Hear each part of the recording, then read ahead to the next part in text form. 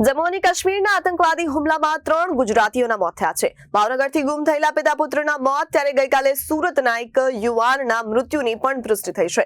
ગઈકાલે એટલે કે 22 એપ્રિલના રોજ જમ્મુ અને કાશ્મીરના પહેલગામમાં થયેલા આતંકવાદી હુમલામાં કુલ 27 લોકોના મોત થયા છે, કે જેમાં કુલ 3 ગુજરાતીઓના પણ મોત થયા હોવાની પુષ્ટિ થઈ છે। ત્યારે આમાંથી ભાવનગરના પિતા પુત્ર અને એક સુરતના યુવાનની મૃત્યુની પુષ્ટિ થઈ છે। ભાવનગરમાં આતંકવાદી હુમલામાં પિતા પુત્રનું મોત જેને લઈને પરિવારમાં શોકનો માહોલ જોવા મળી રહ્યો છે। યતીનભાઈ પરમાર, સ્મિત પરમાર, કાજલબેન પરમાર 7 દિવસ પહેલા જ મોરારી બાપુની કથામાં હાજરી આપવા માટે જમ્મુ અને કાશ્મીર શ્રીનગર પહોંચ્યા હતા। ત્યારે ગઈકાલે પરિવાર શ્રીનગરથી પહેલગામ ગયો, જ્યાં આતંકવાદી હુમલા દરમિયાન ગોળીબાર થયો અને પિતા અને પુત્રના મોત થયા, જ્યારે કાજલબેન સુરક્ષિત રીતે બચી ગયા હતા। ત્યારે આ ઘટનાથી પરિવારમાં ઘેરા શોકની લાગણી ફેલાઈ ગઈ છે।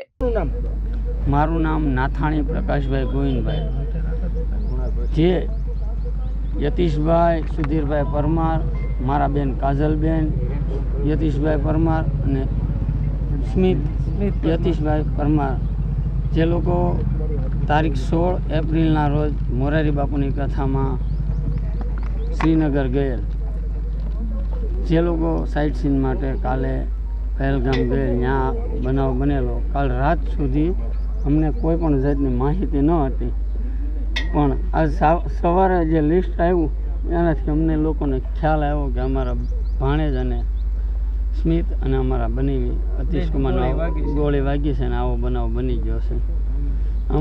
અમારા પરિવારમાં ખૂબ એટલે ખૂબ દુઃખ અતિ દુઃખ ભગવાને મોકલ્યું છે। મારું નામ નિખિલ હરજીભાઈ નાથાણી।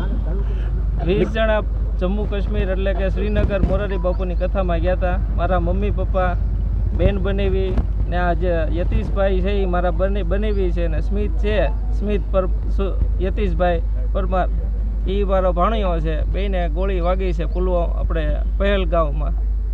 અહીંયા મારો ભત્રીજો સાથે હતો, એણે નજરે આ બધું જોયું છે। કઈ રીતના ખબર પડી તમને, જાણ કઈ રીતના? એ મારા ભત્રીજાનો ફોન આવ્યો 2:45 આજુબાજુ કે કાકા ફાયરિંગ થયું છે, સ્મિતભાઈને છાતીમાં ગોળી વાગી ગઈ છે, આતંકવાદી હુમલો કર્યો છે, કેટલા માણસોને ગોળીઓ વગાડી દીધી છે।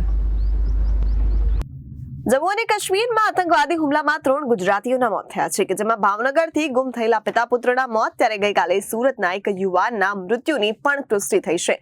ત્યારે ગઈકાલે એટલે કે 22 એપ્રિલના રોજ જમ્મુ અને કાશ્મીરના પહેલગામમાં થયેલા આતંકવાદી હુમલામાં કુલ 27 લોકોના મોત થયા છે, જેમાં 3 ગુજરાતીઓના પણ મોત થયા હોવાની પુષ્ટિ થઈ છે, કે જેમાં આમાંથી ભાવનગરના પિતા અને પુત્રની અને સુરતના એક યુવાનની પુષ્ટિ થઈ છે।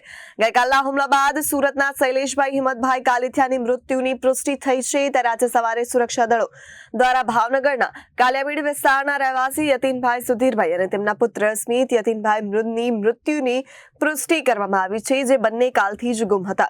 ત્યારે ભાવનગરથી 20 લોકોનું એક જૂથ જમ્મુ અને કાશ્મીરમાં ગયું, જેમાં કાલિયાબીડ વિસ્તારના યતીનભાઈ સુધીરભાઈ પરમાર, તેમના પત્ની કાજલબેન યતીનભાઈ અને પુત્ર સ્મિત યતીનભાઈ પરમારનો સમાવેશ થાય છે, કે જેમાં ત્રણેય ગઈકાલથી ગુમ હતા, જેમાંથી કાજલબેન સુરક્ષિત મળી આવ્યા છે, પરંતુ કમનસીબે યતીનભાઈ અને પુત્ર સ્મિતના મૃત્યુની પુષ્ટિ થઈ છે।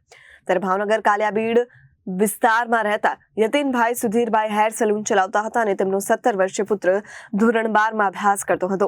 પ્રાપ્ત માહિતી અનુસાર મૃતકોના મૃતદેહને તેમના વતન લાવીને અંતિમ સંસ્કાર કરવામાં આવશે। ત્યારે ભાવનગરથી જમ્મુ કાશ્મીર ગયેલા 20 લોકોમાંથી એક પિતા પુત્રના મોત થયા છે, જ્યારે વિનુભાઈ ડાભી નામના વૃદ્ધને પણ ગોળી વાગી, તેમને સારવાર માટે હોસ્પિટલ દાખલ કરવામાં આવ્યા છે અને અન્ય 17 લોકો સુરક્ષિત છે।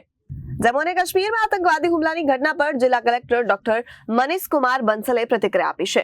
ભાવનગરના કાળિયાબીડ વિસ્તારમાં રહેતા પિતા પુત્રની મૃત્યુ અંગે કલેક્ટરે પુષ્ટિ કરી છે।